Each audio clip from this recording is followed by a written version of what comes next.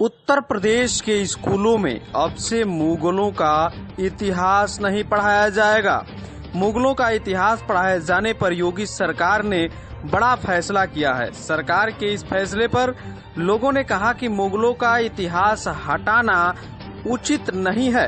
आखिर आने वाली पीढ़ी घटित घटनाओं के संबंध में जानकारी कैसे प्राप्त कर सकेगी? यह जरूरी है कि मुगलों के उन तथ्यों को हटाया जाए जो बढ़ा चढ़ाकर लिखा गया हो। सुने सरकार के इस फैसले पर क्या है विद्वानों की राय। अगर मुगलों का इतिहास हटाया जाएगा, किसी का इतिहास हटाया जाएगा, तो काल क्रम में जो अंतराल आएगा वह बहुत उपयुक्त नहीं कहा जाएगा।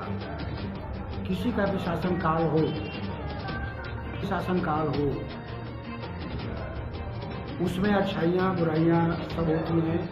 उनको जो अनावश्यक महिमा मंडित करने का दुष्प्रयास किया गया है इतिहासकारों के द्वारा, उसे हटाया जाना तो पूर्णतया उपयुक्त, सही, उचित, समीचीन है।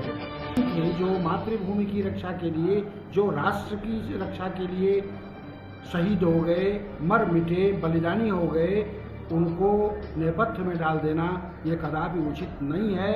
और अगर इनको भी रोशनी में, प्रकाश में लाया जाए और मुगल काल के, मुगल इतिहास के जो निंदनीय पक्ष हैं, जो अनावश्यक महिमा मंडन है, उसे हटा देना ही श्रेयस्कर होगा। नहीं, भारत एक धर्मनिरपेक्ष देश है, धर्मनिरपेक्ष राष्ट्र है, सभी धर्मों का यहाँ आदर है, सभी धर्मों के लोग किसी भी एक राजनीतिक दल से जुड़े हुए हैं। ऐसा नहीं है कि किसी धर्म का कोई एक राजनीतिक दल है।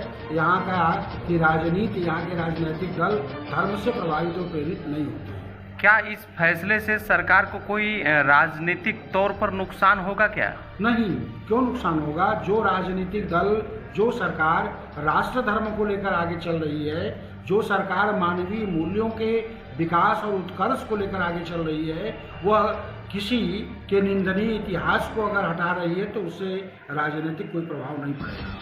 तो क्या नहीं, जो उसमें उपयोगी है, जो भारतीय संस्कृति को मजबूती प्रदान किया है, जो भारत की संस्कृति के प्रवाहमान विकास को जो उच्चीकृत किया है, सहयोगी रहा है, उसे कैसे हटा देंगे? उसे हटाना कदापि उचित नहीं होगा। बहुत बढ़िया। अधिवक्ता मनोज राय हंस, सिविल कोर्ट बलिया।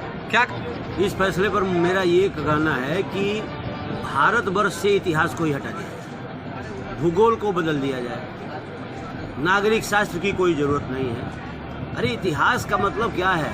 योगी सरकार समझती है इतिहास का मतलब है जो भी हमारे वर्तमान के पूर्व जो घटनाएं हुई हैं, चाहे मुगलों के संबंध में हुई हो या अंग्रेजों के संबंध में हुई हो या डच या हुण जो भी शासक रहे हों, उनका जो गुणगान अलग से किया गया है और जो गुणगान के लायक वो नहीं है, वो चीजें हटाई जानी चाहिए। कि मुगलों का इतिहास हटा देंगे आप, अब घनानंद राजा को हटा देंगे, चंद्रगुप्त मौर्य को हटा देंगे, ये क्या हुआ? चंद्रगुप्त मौर्य की वो चीजें हटाइए या मुगलों की वो चीजें हटाइए जिसमें उनकी तारीफ की गई है। क्या इसको धार्मिक ध्रुवीकरण मानते हैं क्या?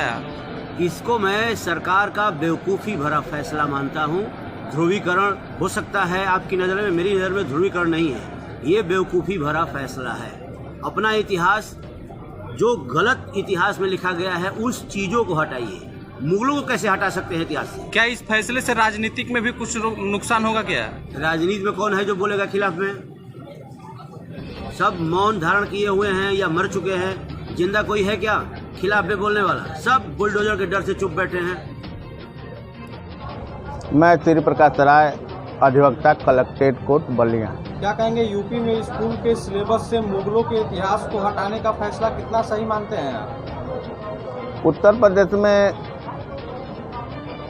किताबों से जो मुगलों के इतिहास को हटाया जा रहा है, इसमें जो सत्य घटनाएं हैं उसको रखना चाहिए, क्योंकि हमारा भारत एक लोकतांत्रिक देश है और हमारे भारत देश में पाकिस्तान और बांग्लादेश और अन्य प्रांत भी, अन्य राष्ट्र भी इसमें सम्मिलित थे उस समय, और इतिहास को कायम करने में सभी धर्मों का इसमें कार्य है। क्या आप इसके धार्मिक ध्रुवीकरण का हिस्सा मानते हैं क्या? धार्मिक ध्रुवीकरण का हिस्सा मैं नहीं मानता हूँ इसको। क्या इस फैसले से सरकार को कोई राजनीतिक तौर पर नुकसान होगा? सरकार को इस फैसले से